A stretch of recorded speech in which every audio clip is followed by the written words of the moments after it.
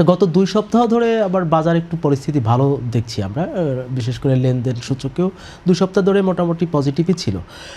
এই সময় 2 সপ্তাহ ধরে এটা একটু পজিটিভ, এর কি বিশেষ কোনো কারণ আছে? এটার কারণটা হইলো যে মানুষ তো অনেক ধরনের স্পেকুলেশন করে, খারাপটাই তো মানুষের মাথায় ঘুরে, এইটা হইব ওইটা হইব, ইলেকশন হইব কিনা, এই সমস্ত যখন দেখছে যে না যেগুলা খারাপ খারাপ রটনা ছিল সেখান থেকে বাইরে ঠিকই ইলেকশনের দিকে যাচ্ছে, এইখানেই কিন্তু একটা প্রত্যাশা আবার তৈরি হচ্ছে, মানে আশার জায়গা যে না ইলেকশন হয়ে সব কিছু ঠিকঠাক হয়ে যাবে, ছোটোখাটো ঘটনা ঘটবে, তারপরে তার মানে তো বাংলাদেশ আর তাইমা নাই।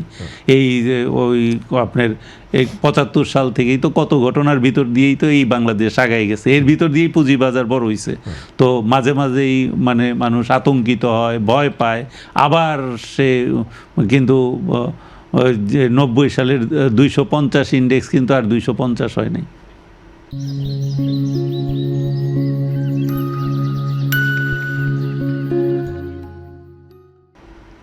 90 সালের 250 ইন্ডেক্স থেকে কিন্তু 96 সালে আবার একটা 8000 হয়েছিল, আবার 10 হয়েছে, আবার 10 হয়ে ধরেন 2010 অ্যারাউন্ড 15 বছর, এখন তো আবার 2010 থেকে প্রায় 15 বছর পার হয়ে গেছে। মানে এই মানে যে পুঁজির যে জমতে জমতে একটা জায়গায় তো হয়, আমার মনে হয় সেটা ইয়ে হয়ে যেত যদি ব্যাংকগুলার এই যে দুর্ঘটনা এটা যদি না ঘটতো, আপনি এখনই এটা আরো বড় রিফ্লেকশন দেখতে পারতেন। আপনি যে একটু ছোট দেখতেছেন যে একটু বাড়ছে, অল্প একটু বাড়ছে, এই উত্থানটা আরো বড় আকারে দেখতে পারতেন, কারণ আপনার এই মাত্র ঘটে যাওয়া 5টা ব্যাংক 9টা লিজিং কোম্পানির এই ঘটনাটা যদি না থাকতো, আপনি তো ওই ঘটনাটারে নিয়ে আপনার এই বার্তাটা বা ইয়েটা হইতেছে।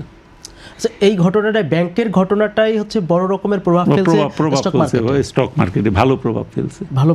আচ্ছা, এই ব্যাংকগুলোকে থেকে আসলে মুক্তি পাওয়ার কি সাধারণ বিনিয়োগকারীদের কোনো উপায় আছে? আমাদের মার্কেট ক্যাপের প্রায় 40% ছিল বাজার মূলধনের ব্যাংক। আচ্ছা, ব্যাংক তো অনেকগুলা লিস্টেড, একটা দুইটা না, লিজিং কোম্পানি আছে, ব্যাংকই বেশি। তো এই ব্যাংক যখন ভালো পারফর্ম করে, তো আপনার ইন্ডেক্স তো ধরে রাখতে পারবেন না। এই ইন্ডেক্সে আপনার ব্যাংকের পারফরমেন্স খারাপ হয়ে গেলেই তো অনেক, কারণ এইখানে তো হিউজ ক্যাপিটাল, তার মধ্যে আবার 5টা ব্যাংক বসে গেছে, তাই এইটাতে তো ইফেক্ট পড়বে ইন্ডেক্সের উপরে। এখন বাজার মূলধনে হয়তো ব্যাংকের অংশগ্রহণ 20%-এ চলে আসছে টোটাল মার্কেটের। এখন কিছু ভালো কোম্পানি আছে দেখে বাকিটা চলতেছে আর কি। আপনি যদি ব্যাংকের কয়েকটা ভালো কোম্পানি, এইখানে কিছু এমনি মাল্টি ন্যাশনাল আর কিছু ভালো কোম্পানি দিয়ে, কিন্তু এই পরিস্থিতিতে, এই একটা নির্বাচনমুখী দেশের পরিস্থিতিতে এই সময়ে কিন্তু আশার আলো থাকবেই, যে মানে স্পেকুলেশন, এটা যে সামনে ভালো হবে, এই যে একটা মানুষের আশাবাদ, এর প্রভাবই কিন্তু শেয়ার মার্কেটের উপরে পড়ে।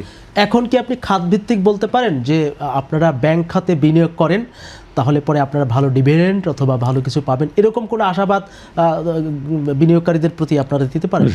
ব্যাংকের প্রতি তো সেটা অন্য খাত হোক, আমি উদাহরণের জন্য বেলায়ও যদি আমি বলতে পারবো না যে ব্যাংকের যে ব্যালেন্স শিটগুলার প্রপার অ্যাকুরেট, এখন যদি যে ব্যালেন্স শিটগুলা 2026-এ বা 25-এর এজিএমের পরে যদি ব্যালেন্স শিটগুলা মানে 100% না হইলেও 95% যদি কারেক্ট হয়, তাহলে তো বিনিয়োগ করা উচিত। ব্যাংকের প্রাইস তো কম, আচ্ছা, যদি কারেক্ট হয় সেইটা যাচাই করতে হবে খুবই মাইক্রোস্কোপ দিয়ে। তার কত ডিপোজিট আছে, তার কত ওভার লোন দিছে, সে প্রভিশনিং করছে কিনা, এগুলা মানে ভেরি ডিফিকাল্ট। সাধারণ বিনিয়োগকারীর পক্ষে এগুলা খুব ডিফিকাল্ট। এইখানে কিছু চ্যালেঞ্জ আছে।